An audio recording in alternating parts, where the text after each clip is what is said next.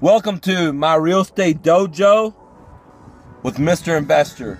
My name is Mike Gang, as you already know, and today's session is about how to give an offer to a motivated seller correctly so you could get the deal.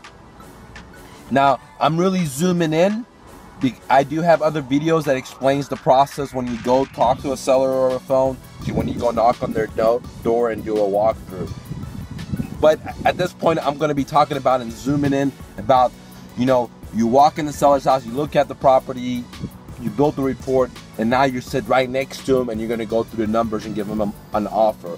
And the way to give an offer is we always use the superhero closing offer. Watch my video on the superhero closing. But this point that I'm going to explain to you is about the techniques you need to do to actually give the offer. So let's go ahead and dive in and get started, gang. All right, before you give the seller an offer on the property, the first thing you want to do is you want to tell the seller that you really want to buy their home and that you're very confident that you're able to create a win-win situation. So the number one thing you want to tell the seller is you really want to buy their home. You're very confident you create a win-win situation and make this deal work, as long as they're motivated to sell because you're motivated to buy. The number two thing you want to tell the seller is you want to help the seller remember two things: A, why, and what. The what is their problem. You want to help them bring to their attention what is their problem. Why did they call you in the first place? Are they motivated because they have a divorce? Are they motivated because they lost their job? Are they motivated because they got a job relocation? Or they're behind on payments? What is their what? What is their pain? Okay, so you want to know, bring it up to their mind what their pain is, and that's why they called you. And B, you want to remind the seller of the why. And the why is, what is the consequence of point A? For example, I'm behind on payments, but if I don't take action, I'm gonna have a foreclosure on my record. My credit is gonna be bad for 10 years, or etc.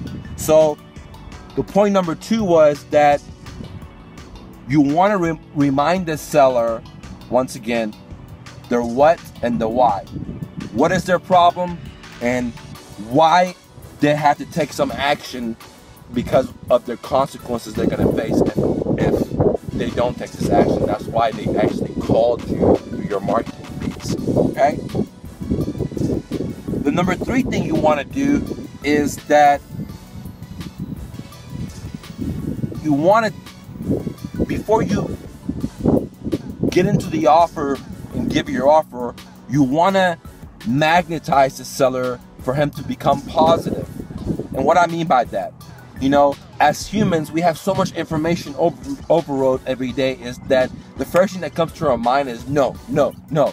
So when we have something that somebody asks us or something that comes into our mind, the first thing is we want to close it or we want to say no.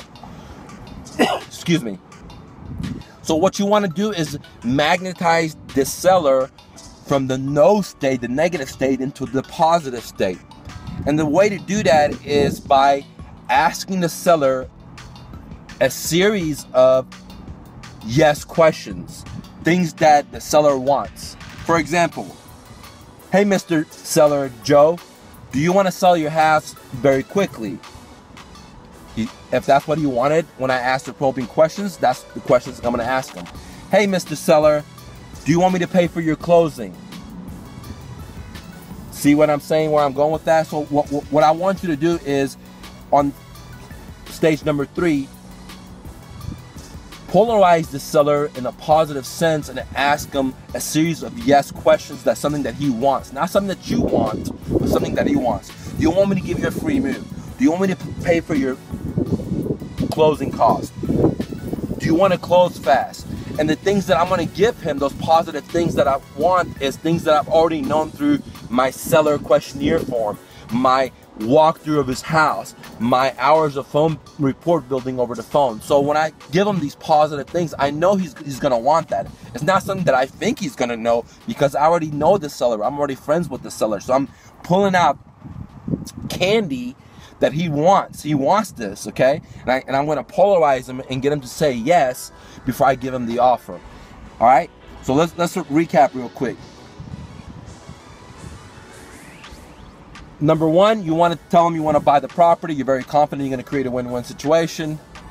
Number two, you want to remind the seller why he called you and what his problem is. Number three, you want to polarize the seller for him to become positive instead of negative.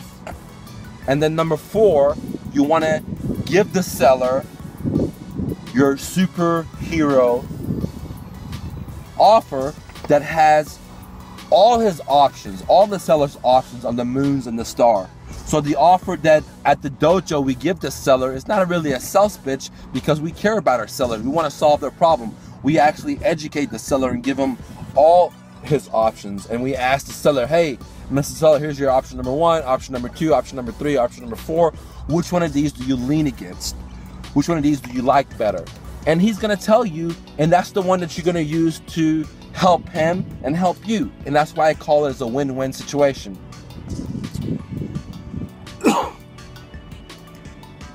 So in a nutshell,